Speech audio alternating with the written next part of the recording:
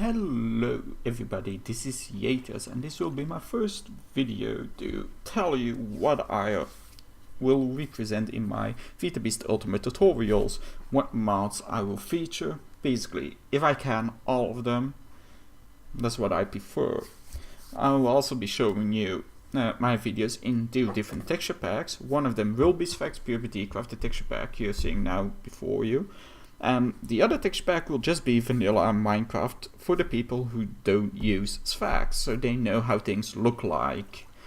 Today I will be showcasing you all the different ores that are in the game, except a few of Psycraft, because Psycraft is really not a mod that is widely used.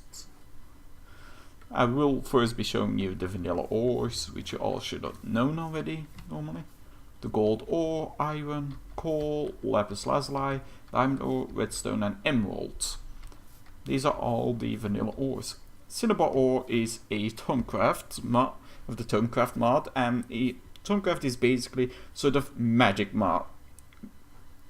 Thaumcraft is one of the most complicated mods in these games, because to get to know all the recipes of it, even with a wiki, it's almost impossible to do it in the sequence you want to.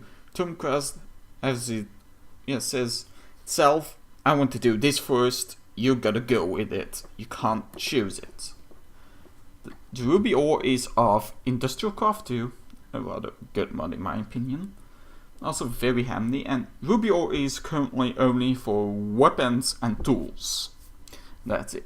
Aluminium ore is of the Psycraft and is only for cosmetic purposes. You can create aluminium blocks and such, but aluminium is not used for anything else. Sulfur and saltpeter are both of Railcraft. Railcraft also a very good mod, can become quite complicated. It depends on how you want your system running with rail cars and such.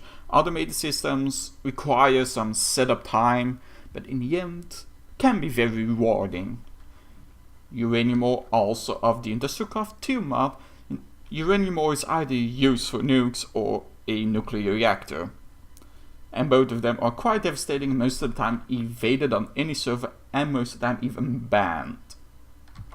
Silver ore is of the Red Power 2 mod made by Aileron, an amazing mod.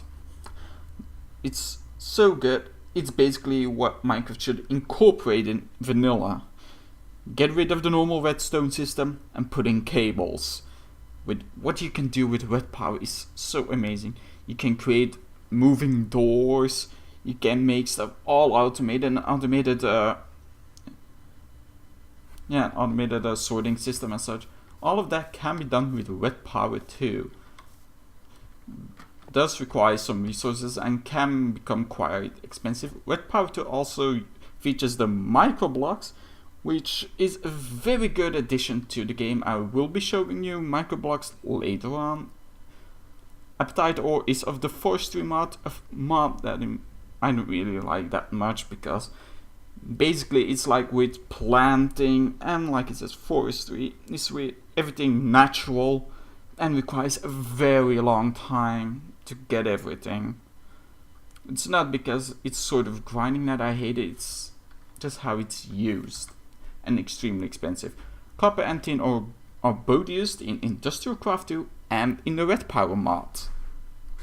Copper and tin ore are basically standard resources, you need a lot of them. Copper ore is widely used for copper cables and such, and circuits. Tin ore not that much.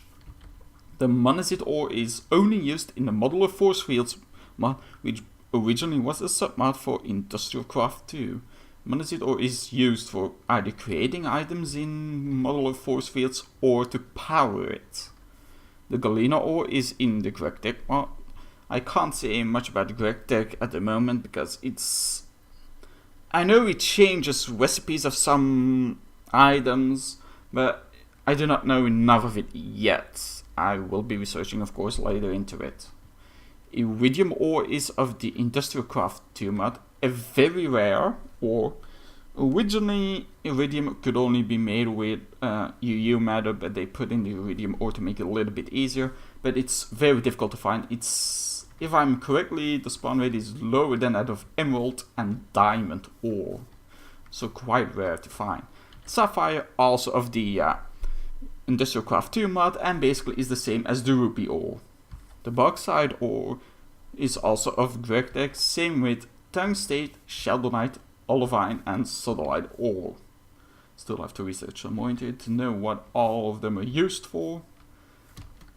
Then you have the lead ore, used in thermal expansion, factorization and Gregdex.